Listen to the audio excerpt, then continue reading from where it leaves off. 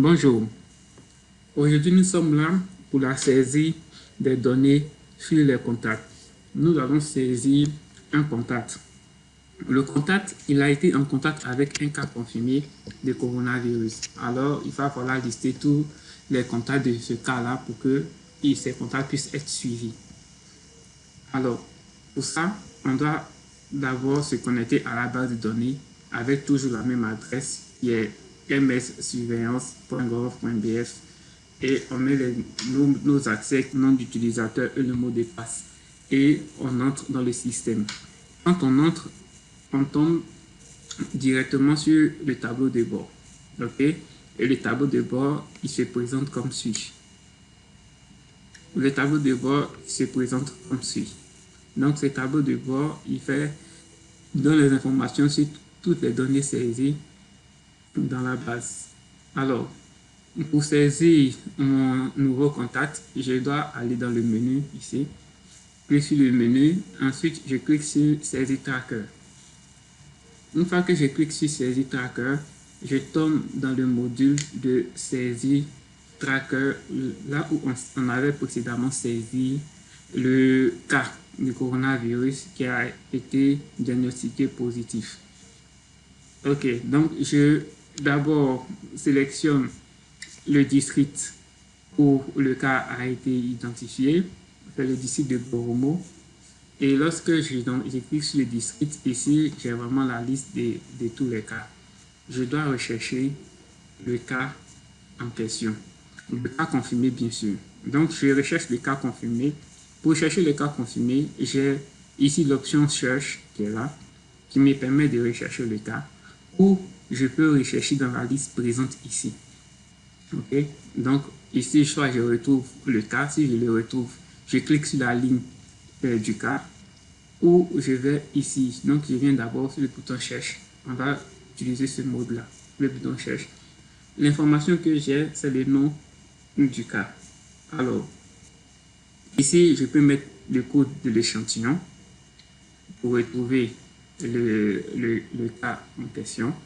Ou je peux mettre le code hier, je peux mettre le nom du patient, je peux mettre le numéro de téléphone des parents, du patient des parents pour le retrouver. Donc, ce que moi je vais plus mettre, c'est le nom du patient. Puisque j'ai le nom du patient, je vais mettre le nom du patient. Une fois que j'ai saisi, j'appuie sur Entrée. Quand j'appuie sur Entrée, j'ai vraiment la liste de tous les patients qui portent ce nom. D'accord?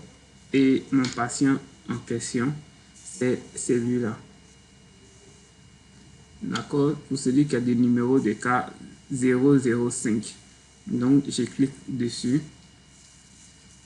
Une fois que je clique dessus, j'apparais directement ici, là où les données ont été saisies précédemment. D'accord? Maintenant, je dois ajouter le contact de ce cas-là. Ajouter les contacts, je viens jusqu'à la section relation. Ok, donc ici, j'ajoute une relation et cette relation-là met notre cas confirmé que nous avons présentement ici avec un cas contact. Pour ajouter le contact, on clique sur ajouter à ce niveau-là. Quand on clique sur ajouter, on nous demande d'ajouter une relation. On clique à ce niveau, veuillez choisir une relation. Ok, et ensuite on clique sur personne contact de cas notifié. Ok, donc on clique sur ça. Une fois que on clique sur ça, ici à gauche là, on a un résumé des informations sur notre cas positif de coronavirus. Ok, donc on a le résumé des informations, le numéro des cas et autres. Et ici, de ce côté, nous avons tout ce qui est comme contact enregistré dans la base. Ok, donc c'est la liste des contacts qui sont là. Et nous, maintenant, devons ajouter un nouveau contact. Alors, pour ajouter un nouveau contact, on clique sur enregistrer ici. Quand on clique sur enregistrer, il y a un formulaire qui s'affiche. le formulaire d'enregistrement des contacts. Alors, il y a les éléments importants à enregistrer, donc la date d'enregistrement et la date du dernier contact. La date du dernier contact, c'était le 19. Donc, le 19, le samedi, le dimanche 19, c'était le dernier contact. Donc, on clique ici sur le dernier contact, la date du dernier contact, et on met les différentes informations sur le contact en question. Alors, je mets les informations sur le contact.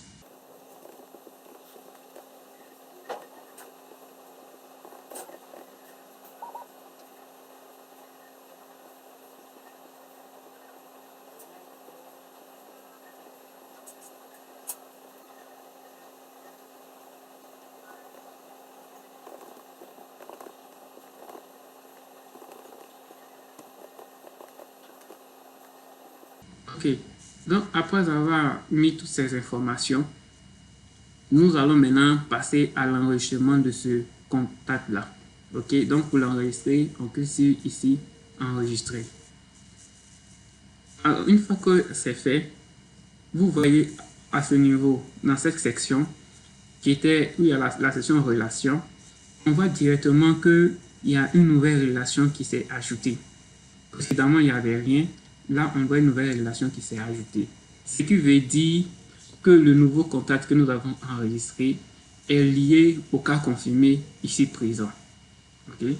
Donc, si nous voulons ajouter un deuxième contact, on clique encore sur Ajouter. Quand on clique sur Ajouter, on choisit encore le même processus et on clique sur Enregistrer ici pour qu'on ait directement notre formulaire. Et là encore, on va procéder à l'enregistrement de ce nouveau contact.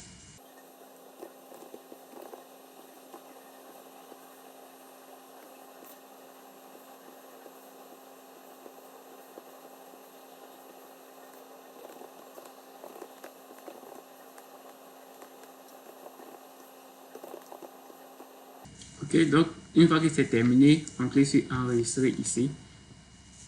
Une fois qu'on clique sur Enregistrer, qu'est-ce qu'on remarque? Nous avons les deux nouveaux contacts que nous avons enregistrés qui sont là à ce niveau.